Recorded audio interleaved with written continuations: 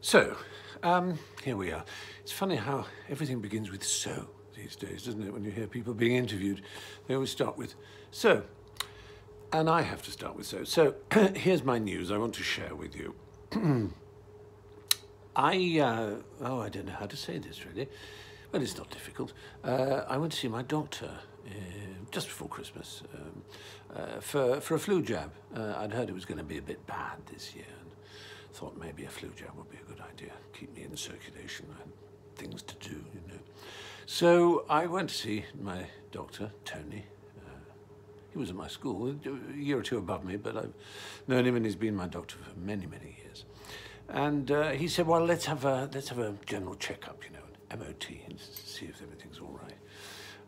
I have one of these every year, nothing to worry about. So he, you know, aside from the flu jab, I had my, you know, blood taken and urine and, you know, blood pressure and pulse and tapping here and tapping there, say RSA 99, you know, the general procedure. Didn't think much more of it, really.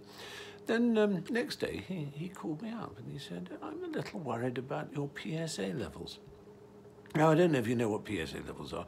I hope you do. If you're a man, you certainly should do. It stands for prostate-specific antigen. And these are things that the prostate give out if it's under attack from some sort of tumour. And you're supposed to get them checked every year, you know. And I think a normal level is anything under 4 nanograms per milliliter. And mine was 4.97, nearly 5. Well, so not very high, to be perfectly honest. Someone of 10 years older than me would expect 5 as a sort of mean level of PSA. So really I wasn't too concerned. But Tony said, maybe you should consider an MRI.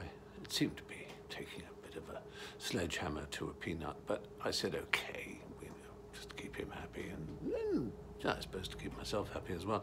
So I went into one of those MRI imaging suites, or whatever you call them, you know, a great big ring, and you get put on a flat bed and sort of ease through until this ring is around you, and then it fires these magnetic beams, you know, tung, tung, tung, tung. Do you remember Regan in The Exorcist, the poor little girl, Regan MacNeil, being examined for, well, I was being examined not for anything as beastly as Satan, but something as beastly, and it was in the prostate that they were looking at.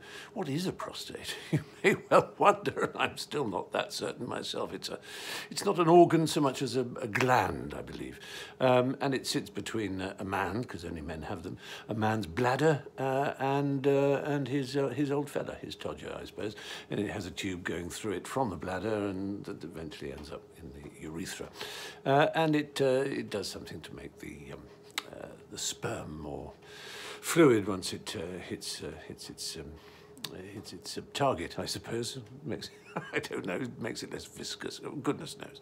Anyway, it's a very important chap for men to have, and it does often go wrong. It gets enlarged and makes peeing difficult or too easy or something, and of course it is an absolutely prone bugger for cancer. Anyway, I've said the C word first off now. So, where were we? Yes, I had the MRI.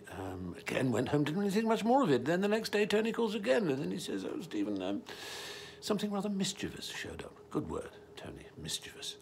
I said, what does that mean? He said, well, you know, maybe you should go and see a specialist now. So he sent me to a fellow called Roger, who was a professor of urology, a very famous chap in his field, I believe. And Roger had looked at the MRI image, and he suggested a biopsy. Oh dear, how on earth do you get live at a prostate? You know, I think go up, it's either one tube or up the other.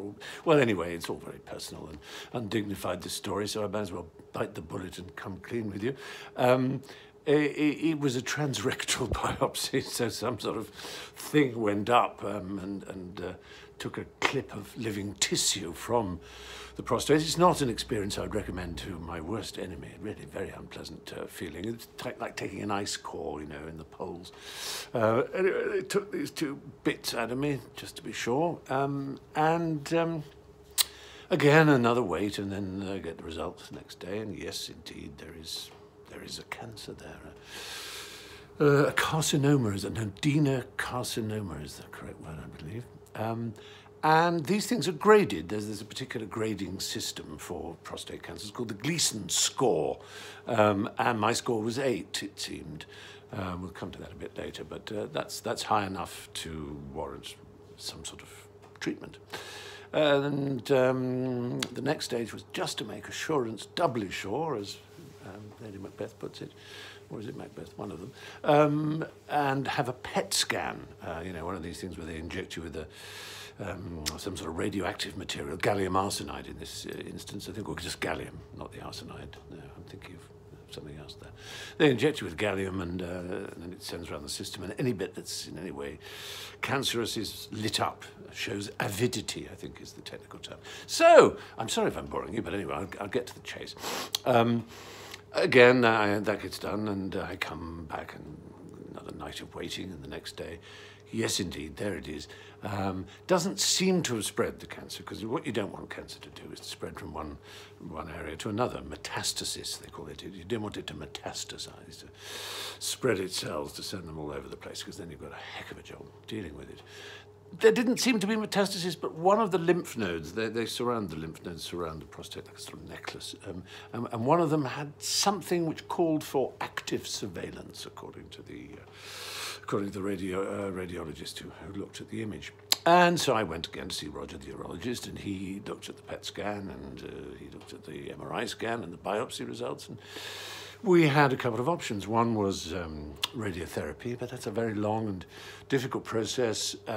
I mean, it's fine for some people, but there were a number of issues with it for me. I won't go into the full details of it because you have to weigh these things up. And the other was to get rid of the prostate, to get it out using a process known as radical laparoscopic prostatectomy, robotic, no less, radical robotic laparoscopic prostatectomy.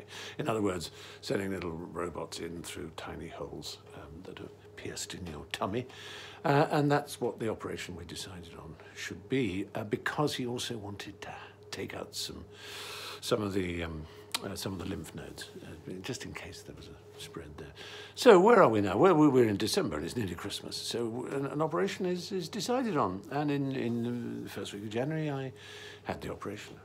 I've cut to the chase. And it all seemed to go pretty well. They took the prostate out. They took out 11 lymph nodes. The various bits that were taken out were then examined, and it was discovered, in fact, that I had a Gleason score of 9, not of 8. And considering 10 is the maximum, this was clearly rather an aggressive little bugger. So, what next? Well, you have to recover, and that's what I've been doing. In case you've been wondering why I've been out of the public eye, I'm sure you haven't.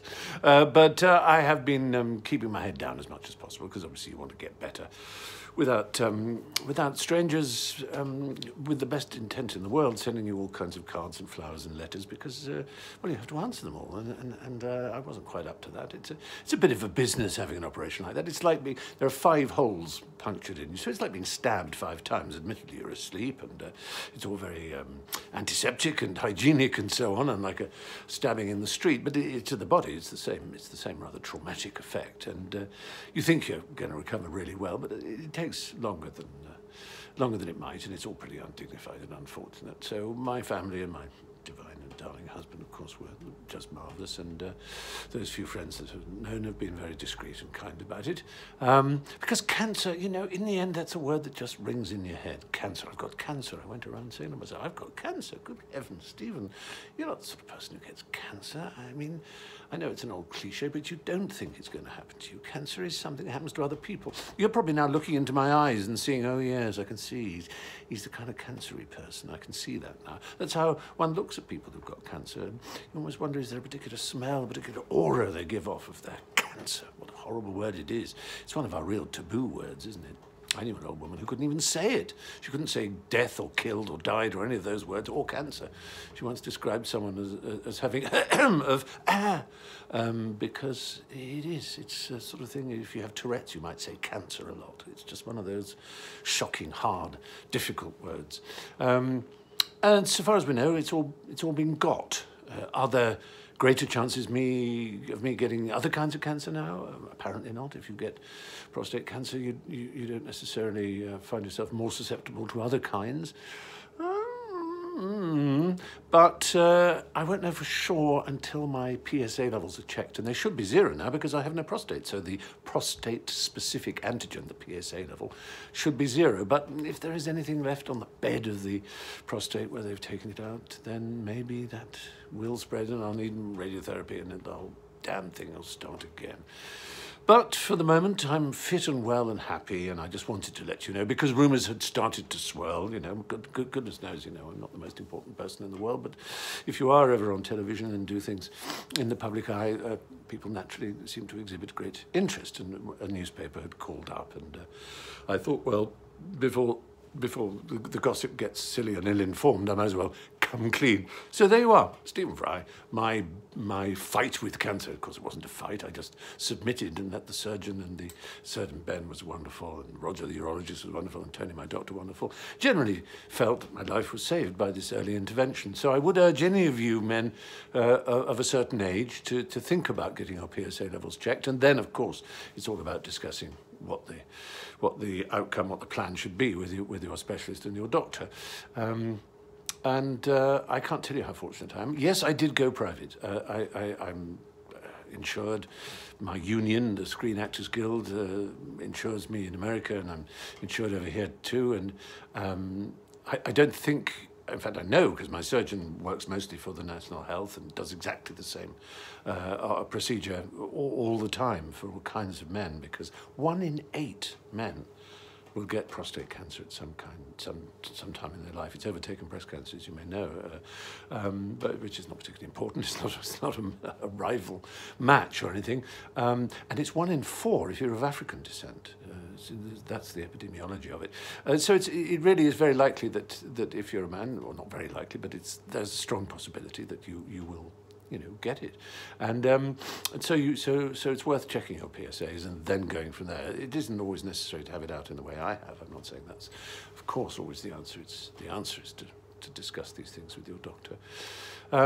That's it, really. I don't want to take up any more of your time. Thank you for listening and watching. Yeah, just get yourself checked and follow your doctor's advice in all these matters. But otherwise, I'm lucky to be surrounded by such wonderful people, lucky to have had such an incredible team working with me and for me, and lucky, of course, to have an immune system, because that's the real hero of these things. It's the recovery, which is so phenomenal from an operation. And yeah, here's hoping anyway. Here's hoping I get another few years left on this planet, because I enjoy life at the moment, and that's a marvelous thing to be able to say, and I would rather it didn't go away. So, thanks again. This really is the end.